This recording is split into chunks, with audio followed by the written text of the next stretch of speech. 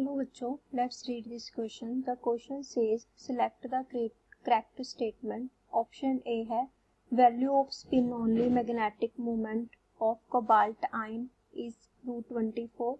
Option B है number of radial nodes in a 3p orbital is equal to 1. Option C है number of electron with magnetic quantum number is equal to 0. In manganese ion is equal to 11. Option D है all are correct. तो हमारे पास इस question में different terms की बात हो रही है. तो जो हमारा इस क्वेश्चन का की कंसेप्ट है वो आ जाएगा टर्म्स. जैसे जहाँ पे बात हो रही है हमारे पास रेडियल नोड्स की, यहाँ पे बात हो रही है क्वांटम नंबर्स की. अब हम इसे वन बाय वन देखते हैं कि हमारे पास क्या होते हैं. सबसे पहले हमारे पास option a value of spin only magnetic moment of cobalt ion. तो हमारे पास यहाँ पे ऑप्शन ए में बात हो रही है CO3 पॉजिटिव आयन की. अब हमारे पास सबसे पहले हम इसकी इलेक्ट्रॉनिक कॉन्फ़िगरेशन देखते हैं क्या होती है. इसकी होती है 1s2 2s2 2p6 3s2 3p6 and 3d6. अब हमारे पास हमने कैलकुलेट करनी है स्पिन ओनली मैग्नेटिक मोमेंट. जो स्पिन मैग्नेटिक मोमेंट है it is represented as mu और इसका हमारे पास फॉर्मूला होता है n into n plus 2 where n क्या होता है हमारा नंबर ऑफ अनपेयर्ड इलेक्ट्रॉन्स. अब हम देखें इसमें तो ये सारे कंप्लीटली फिल्ड है लेकिन d है वो इनकम्प्लीट है. तो इसमें तो अनपेयर्ड इलेक्ट्रॉन हो नहीं सकते. तो अनपेयर्ड इलेक्ट्रॉन किस में होंगे ओनली d शेल में.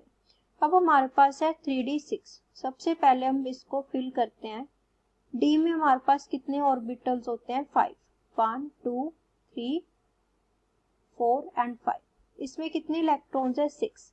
लेकिन हमारे पास सबसे पहले इलेक्ट्रॉन्स क्या होते हैं सिंगली फिल्ड होते हैं. तो पांचों में हमने एक एक फिल कर दिया. उसके बाद जो लास्ट का इलेक्ट्रॉन है वो किस में जाएगा फर्स्ट में. तो इसका मतलब ये तो पेयर्ड हो गया हमारा. तो 1 2 3 एंड 4. तो 4 इलेक्ट्रॉन्स अनपेयर्ड है. दैट मीन्स n की वैल्यू हमारी क्या आ गई 4.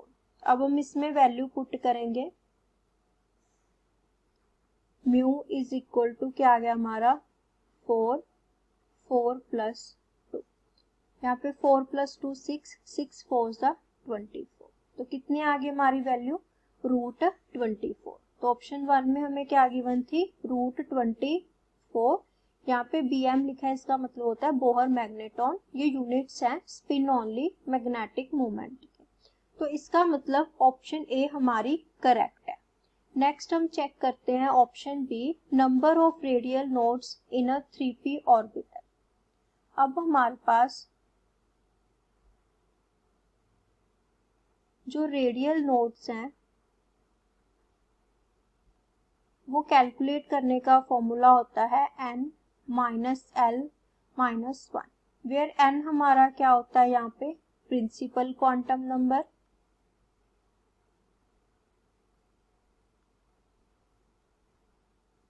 और l हमारा यहाँ पे क्या होता है एजीम्यूथल क्वांटम नंबर.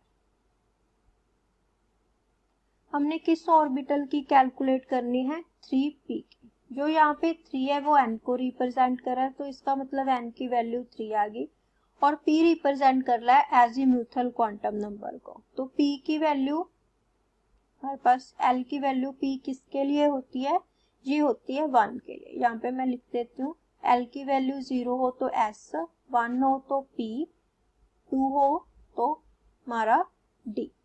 तो यहाँ पे p है इसका मतलब l की वैल्यू 1 आएगी. तो रेडियल नोड्स कैलकुलेट कर लेते हैं हम. Radial nodes is equal to आ गया हमारे पास 3 माइनस 1 माइनस 1 कितना आ गया 1. तो ऑप्शन में हमें क्या गिवन था number of radial nodes in a 3p orbital is equal to 1. तो ये भी ऑप्शन हमारी करेक्ट हो गई. नेक्स्ट हमने चेक करना है option C number of electron with m equal to 0 in manganese ion. So C option है हमारी मैंगनीज आयन। अब इसमें पहले हम इलेक्ट्रॉनिक कॉन्फ़िगरेशन देख लेते हैं। इसकी होती है 1s2 2s2 2p6 3s2 3p6 3d5। हमने देखना है m इक्वल टू 0 के लिए कितने नंबर ऑफ इलेक्ट्रॉन्स प्रेजेंट है। अब हमारे पास m is equal to 0, s के लिए m की वैल्यू 0 होती है, तो s में हमारे पास कितने इलेक्ट्रॉन्स प्रेजेंट है 2। s के लिए यहाँ पे भी कितने आ गए 2, p में भी कितने होंगे 2, s में भी कितने होंगे 2, इस p में भी हमारे पास कितने होंगे 2। तो हमारे पास बचा d वाला, तो d में क्या होता है हमारे पास, जहाँ पे देख लेते हैं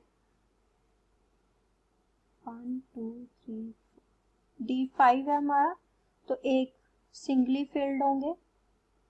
अब यहाँ पे m की वैल्यू होती है -2 से लेके +2 तक, तो यहाँ से -2 -1 0 1 2, तो 0 यहाँ पे m की वैल्यू, इसके कितना इलेक्ट्रॉन प्रेजेंट है 1, तो क्या आ गया +1।